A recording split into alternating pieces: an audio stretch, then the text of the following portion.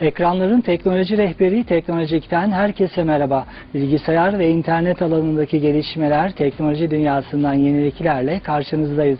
Her hafta olduğu gibi Teknolojik bu hafta da dop dolu. Bakalım bu hafta Teknolojik'te neler var? İletişimi takip edemeyen devletler, mobil iletişim devi BlackBerry'yi köşeye sıkıştırdı. Google'ın Amerikan Haber Alma Teşkilatı CIA ile ortaklık kurduğu ortaya çıktı. iPhone 4'teki anten problemi nedeniyle Apple'ın en üst düzey isimlerinden Mark Papermaster görevden alındı. Markefront Genel Müdürü ve Kültür Üniversitesi öğretim görevlisi Aytaç Mesci, dijital pazarlamayı teknolojiye anlattı. Haftanın siteleri, bir özür dileme projesi ve mecbur değilsiniz. Haftanın oyunu, avcılık üzerine kurgulanmış Hunting Unlimited 2011. Hepsi birazdan Teknolojik'te.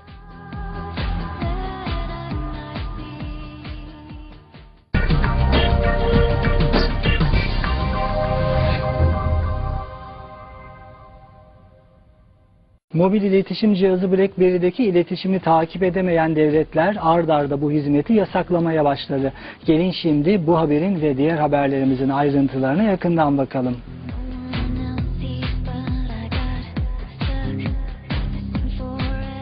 Akıllı telefon BlackBerry'nin üreticisi Kanadalı Research in Motion şirketi, müşterilerinin ve hükümetlerin güvenlik ihtiyaçlarını yerine getirme sözü verdi. Research in Motion'ın sözü, Birleşik Arap Emirlikleri yetkililerinin şifreli mesaj verilerine girememesi nedeniyle BlackBerry hizmetlerini keseceği tehdidi üzerine geldi. Research in Motion'dan yapılan açıklamada, Research in Motion, müşterilerinin ve hükümetlerin ihtiyaçlarını sağlayan güvenlikli ve yenilikçi ürünleri sunmaya devam etmeye bağlı kalmayı garanti ediyor denildi. BlackBerry'nin sıkı elektronik posta güvenliğine sahip olması, bu cep telefonlarının özellikle işletmeler olmak üzere tercih edilmesinde önemli rol oynuyor. Ancak Birleşik Arap Emirlikleri, Suudi Arabistan ve Hindistan bu özelliklerin BlackBerry mesajlarının ulusal güvenlik amaçları için izlenmesini zorlaştırmasından endişe ediyorlar. Birleşik Arap Emirlikleri, güvenlik endişelerini gerekçe göstererek şifreli mesajlara girebilene kadar BlackBerry Messenger, elektronik posta ve internet hizmetlerini 11 Ekim'den itibaren keseceğini açıklamıştı.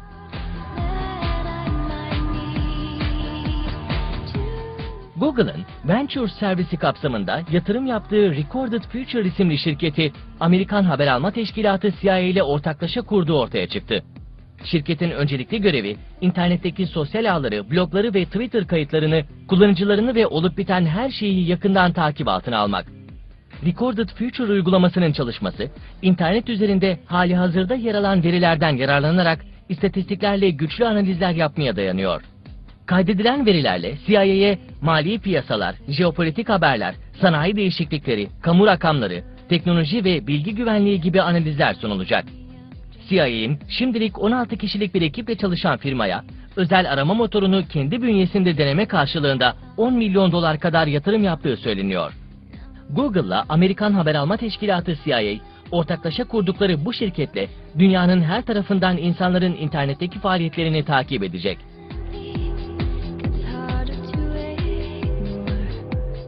Apple'ın iPhone 4 serisinde yaşanan anten problemi, şirketin en üst düzey isimlerinden Mark Papermaster'ın sonunu getirdi. Papermaster, anten problemi nedeniyle istifa etti. Geçtiğimiz haftalarda piyasaya sürülen Apple'ın yeni ürünü iPhone 4 alan çok sayıda müşteri, telefonun anten özelliğinden şikayetçi olmuş, şirket büyük bir kriz içine girmişti. Problemin tüm telefonlarda görüldüğü anlaşılınca, Apple şirketi söz konusu müşterilere, sinyal sorununu dengeleyici bir ücretsiz kılıf hediye etmek zorunda kalmıştı. Bunun üzerine iPhone ve iPod ürünlerinin donanım mühendisliğinden sorumlu Mark Papermaster'ın şirketten ayrılacağı belirtildi.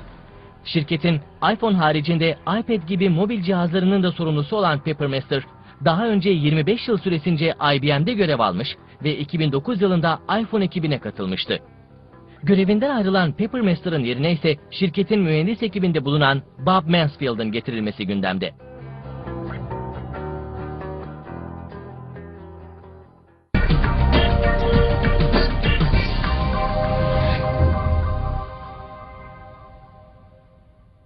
Sosyal ağların yükselişi Türkiye'de de markaları dijital pazarlamayı etkin olarak kullanmaya itti.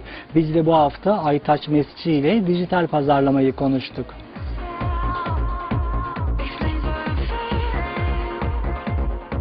Dijital devrim pazarlama mesleğini nasıl değiştirdi? Sosyal ağların çıkışıyla birlikte pazarlama mesleğinde neler değişti?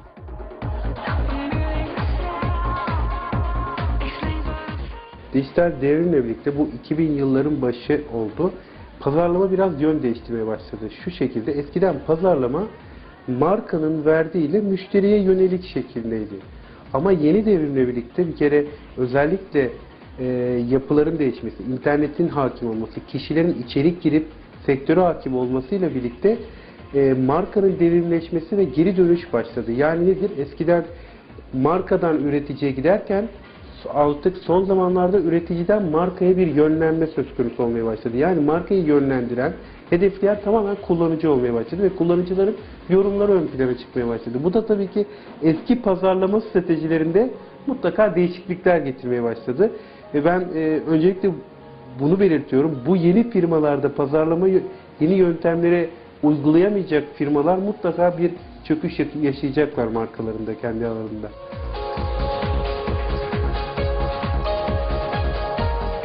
Üniversitelerde okutulan pazarlama derslerine artık sosyal ağlarda entegre edilmiş durumda. Sosyal ağlar ve dijital pazarlama olmazsa olmazlardan.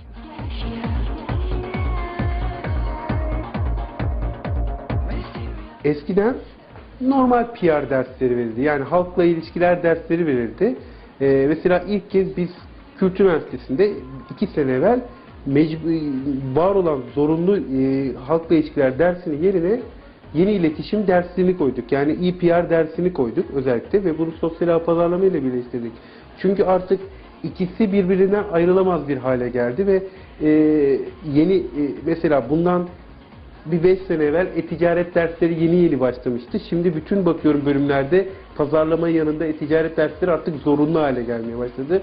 Pazarlama derslerinin yanına ekstradan internette pazarlama dersleri konmaya başladı. Bunlar seçmeli dersler. 2-3 sene içinde göreceğim ki bu tür bölümlerde mecburi hale gelecek. Ben şu anda bunların savaşını çok fazla vermekteyim. Bunları mecburi olsun. Var olanlar yanında da bunları kullanalım diyorum. Yakın zamanda bunlar hepsi içeride olmak zorunda olacak. Öğrencilerin alması gereken dersler haline gelecek.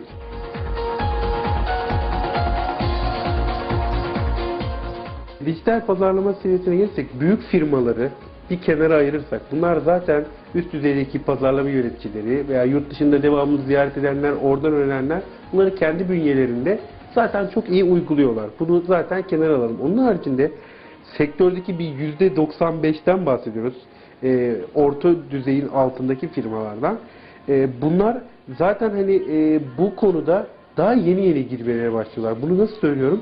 Ben bundan 7-8 sene evvel e-mail pazarlama ve elektronik posta pazarlamayı mutlaka şirketlerin kendi içinde barındırması gerektiğini söylerken bunlar kavramları daha bilmiyorlardı. Şu anda ama yeni firmalar medya planlaması olsun, internetteki reklam bütçelerini oluştururken evet e-mail pazarlama mutlaka onun içinde olması gerek diye bir kalem olarak şu anda yazmaya başladılar. Web sitelerinin mutlaka olması gerektiğini şimdi yazmaya başladılar ki biz bunları çok daha evvelden anlatıyorduk. O yüzden şimdi ben mesela baktığımda pazarlama kavramı tamam, e-mail pazarlama olması, internette reklam, işte arama motoru bünyesinde verilmesi, özel arama motorları reklamları kısmında Google AdWords gibi veya Yahoo'nun reklamları verilmesi mutlaka gereklidir diyerek onlardan bize bir talep gelmeye başladı. Şimdi tabii bunu aynı şekilde ben sosyal ağda henüz algılayamıyorum.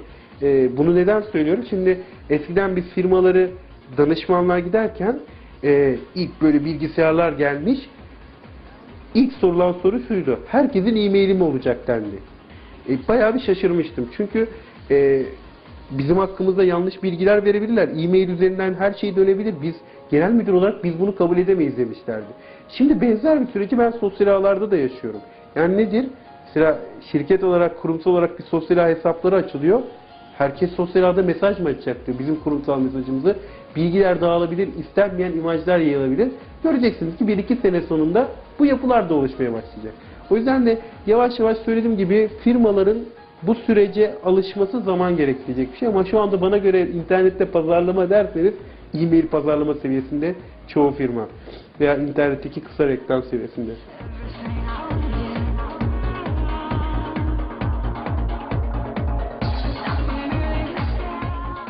izinli pazarlama ayrı. E-mail pazarlamanın gönderme yöntemleri de farklı. Öncelikle hemen izinli pazarlamayı söyleyeyim.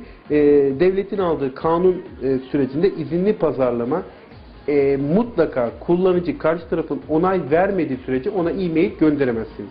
Onay nasıl olabilir? Bir, kendi sitenize üye olabilir ya da bir kez izinli pazarlamanın bir kez verdiği bir hak vardır. Yine altta üyelikten çıkabilme zorunlu üyelik tuşlarını koymak şartıyla, yani subscribe veya unsubscribe tuşunu koyma şartıyla e-maili bir kez atabilirler. Bunun haricinde ikinci kez gittiğinde bu kanuni suçtur. Şu ana kadar ben resmi bir davasını duymadım ama herhangi bir kişi kendisini ben bu maili istemiyorum deyip dava açma hakkına üye değilse hakkına sahiptir. Özellikle bunu kullanıcıları çok fazla rahatsız olduğunu söyleyenler için söylüyorum. Bana devamlı hani geliyor istenmediği mailler geliyor diyenlere. Gerçi en son hani devletin değiştirdiği bir IP protokolü vardır. Numarasını değiştirdi. SSI ID'lerini değiştirdi ve POP3 ID'lerini değiştirmesine bağlı biraz o çöp mailler azalmasına rağmen yakın zamanda bu tekrar çoğalacak. Ama birinci kısım bu. Kanunen bu süreci kullanıcıların biliyor olması lazım. İkinci kısım da firmalar için söylüyorum. Standart olarak 4 tane aslında bizim e-mail pazarlamada sürecimiz vardır. Bir markayı pazarlama, 2 markayı tanıtma, 3 marka sürecinde atılma pazarlama sonucu müşteri takibi, 4 geri dönüşümü belirleme ve buna göre strateji yaratmaktır. Şu andaki bizim sektörde e-mail pazarlama dediği zaman sadece ürünü tanıtma amaçlı mailler atılıyor. Yani ve bundan geri dönüşüm, tıklama elde etme veya bunu satışa döndürme gibi mail atımı gönderimi yapılıyor. Bu sadece yöntemlerden bir tanesidir ki çok farklı yöntemler var. Bunları henüz daha kullanmıyoruz. Bu çünkü bir de şundan bahsediyorum. Bunun geri dönüşüm ve ölçüm yapıları da vardır. Sadece hani e-maili atmak, elindeki var olan bir listeye göndermek olay değildir. Bunun aslında geri dönüşümde potansiyel olarak kimler tıklamış? Bu tıklayan kişilerin e-mail adreslerinden tekrar arama, müşteriyle iletişim sağlama ayrı bir pazarlama stratejisi ve işlemesidir. Bunun hani ECRM dediğimiz yapıların mutlaka ölçülmesi lazım ki e-mail pazarlama bir işe yarasın.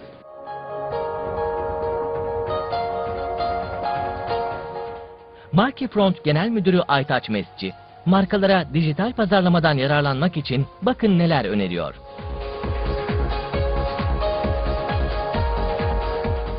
Öncelikle dijital pazarlama neleri kapsar ve bunlara bakmak lazım. İnternetteki pazarlama ile başlar. Kendi web sitesinin ön yüzüyle devam eder. Kendisinin e-mail pazarlaması ve internet reklamcılarıyla sürer. İnternet reklamcılığı harcarsa bütçesini standart işte arama motorları üzerindeki veya diğer hedef kitledeki vereceği reklamlarla devam eder. Son olarak sosyal ağda kurumsal blog sitesi ve sosyal ağlar üzerindeki reklamla sonlanabilir.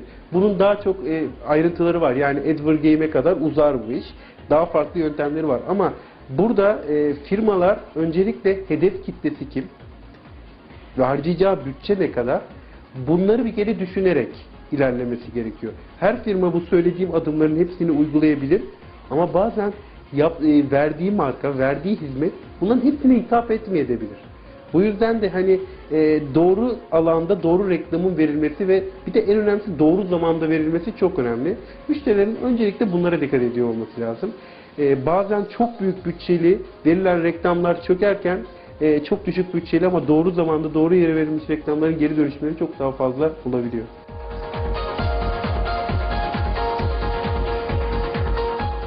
Dijital mecrayı doğru kullanmak çok önemli.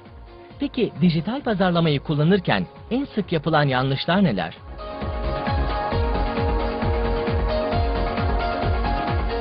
En sık yapılan hatalar benim gördüğüm kadarıyla özellikle internet reklamcılığından ismi bilinen sitelere, çok fazla trafik aldığı bilinen sitelere hemen reklamların bütçeler olarak yapılması, harcanması ve buralara reklam verilmesi. Ben öncelikle bunu görüyorum reklam hatası olarak.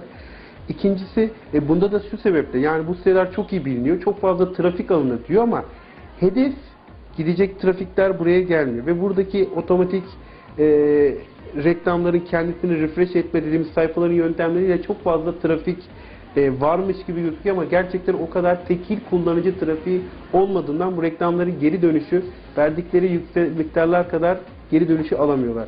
İkincisi aynı şekilde Google'da olmaya başladı. Bu Google'u kötülemek için değil, bu arz talebi bağlı olarak bir yapılamadır. Çünkü mesela anahtar kelimelerin birim fiyatları yurt dışına göre bizim daha düşüktü. Ama son zamanlarda firmaların çoğunun bu kelimeleri birim fiyat olarak kullanması bu fiyatları yükseltmeye, tabii ki de reklam maliyetlerini de yükseltmeye başladı. Böyle olunca kişiler reklam verip bu reklamlardan geri dönüşünü para olarak, yatırım olarak alamadıklarını reklamın aslında vermenin bir sebebi kalmamaya başladı. Çoğu firma burada o yüzden yanlış anahtar kelimeleri seçerek, yanlış verilen siteleri seçerek çok fazla hatalar yapıyorlar. Benim gördüğüm ön planda bu. İkinci kısım da pazarlama stratejisi, internetteki pazarlama stratejisini oluşturmada bana göre önemli nokta. Çünkü firmaların çoğu normal yaşam, günlük yaşamdaki pazarlama stratejisinin benzerini internete yaymaya çalışıyorlar ki internet çok farklı bir alan. Oradaki dil, kullanacağın dil inanın o kadar farklı ki o anda bir yapacağınız hata bir anda bütün markayı yere vurabilir. O yüzden o dil çok sade olmalı, daha halka ilgilenen olmalı. Çünkü başka bir yerden size örnek vereyim. Normalde bir reklam yapıyorsunuz, bir PR firması bir bülten yapıyor. O bülteni yayınladığı zaman tamam o sektördeki kişiler anlayabiliyor. O bültenin bir dili vardır. O dili anlayan kişiler bundan anlıyor ama onun haricindekiler çok fazla halktakiler anlamıyor. Ama biraz daha anlayan dile inmesi lazım. İnternetin biraz daha bu farklılıkları var. Çoğu firma mesela bunu da uygulamıyor. Yani hep o jargon dille kullanıyor hala bültenini ve internette anlaşılmıyor. Ama o ürünü kullanacak halk ve halkın dilinden yazılmasından bahsediyorum. Yapılan hatalardan bir tanesi de budur. Son söyleyeceğim şey de tasarım kısmındadır. Çoğu firma hani tasarım işini, web sitesi yapan işini hep bir kişiyle halletmeye çalışıyorlar. Profesyonel çalışmalar olmadığı için de burada çok iyi çalışmalar olmadığında gene halka etkileyemiyorsun, gene kullanıcıyı etkileyemiyorsun. Bundan da olumsuz sonuçlar olabiliyor.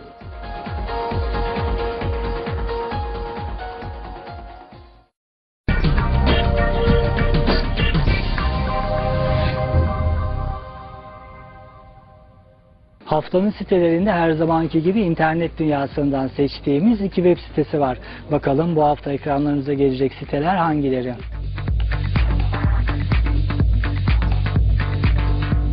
Bu haftaki ilk sitemiz, kamuya açık özür dilemek isteyenler için kurulmuş olan bir özür dileme projesi. Siteye üye olarak istediğiniz her konuda herkesten özür dileyebiliyorsunuz. Yapılan hatalardan dolayı bir nevi itiraf edip rahatlama işlevi gören sitede, "Seni sevdiğim için özür dilerim.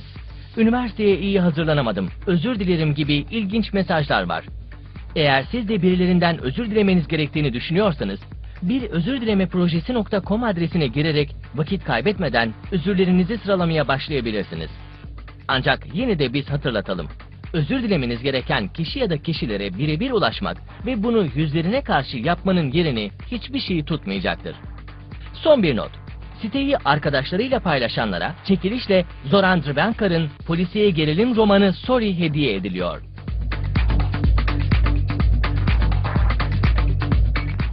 Bu haftaki ikinci sitemiz, her bilgisayarla birlikte bize mecburen satılan Windows işletim sistemini satın almak istemeyenlerin başlattığı mücadelelerin yer aldığı mecburdeyilsiniz.com. Sanayi ve Ticaret Bakanlığı hükümlerine göre Türkiye'de satılan her bilgisayarda bir işletim sistemi kurulu olmak zorunda. İşletim sistemi olmayan ürün satışa sunulamıyor. Yaygın olarak da Windows işletim sistemi kullanıldığından satın alınan her bilgisayarla birlikte bizden mecburi olarak Windows ücreti tahsil edilmiş oluyor. Ya Windows işletim sistemi kullanmak istemiyorsak? Öyle ya, herkes Windows kullanmak zorunda değil ki. Birçok alternatif işletim sistemi var. Bu sorundan hareket eden Linux kullanıcıları artık yeter demiş ve mecburdeyilsiniz.com üzerinden mahkeme kararıyla nasıl Windows'a ödedikleri parayı geri aldıklarını anlatmışlar. Eğer siz de satın aldığınız her bilgisayarla birlikte Linux camiası tarafından adı Windows vergisine çıkan lisans ücretini ödemek istemiyorsanız ne yapmanız gerektiği bu adreste.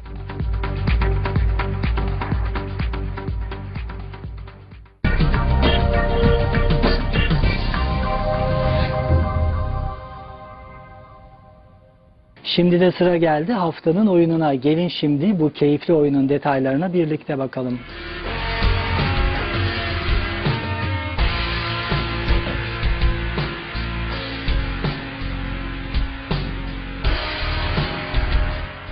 Bu haftaki oyunumuz Hunting Unlimited 2011, adından da anlaşılacağı gibi avcılık üzerine kurgulanmış bir bilgisayar oyunu. Good shot.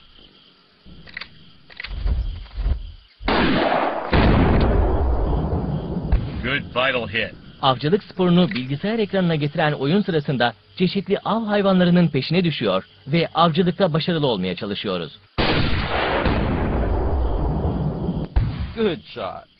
Av sırasında yaylar, pompalı ve normal tüfekler kullanabiliyor ve bu silahları her av hayvanının fiziksel özelliklerine göre seçebiliyorsunuz.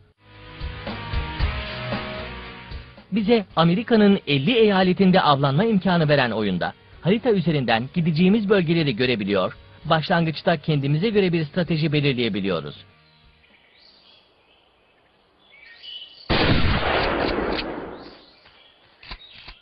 Çam ormanı, ağaçlık bölge, karlı dağ ve countryside olmak üzere 4 farklı bölgeyi avlanmak için seçebiliyor. Kanada geyiği, Kanada koyunu, kurt, ayı, hatta kaplanları avlayabiliyoruz.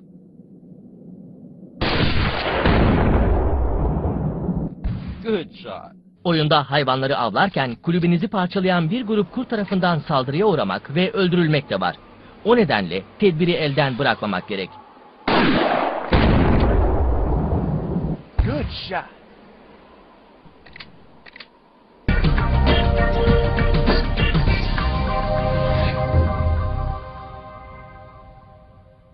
Sanal alemdeki rehberiniz Teknolojik'ten şimdilik bu kadar. Teknolojinin bugüne kadar yayınlanan tüm bölümlerini web sitemizden izleyebilir, bize her konuda elektronik posta adresimizden ulaşabilirsiniz.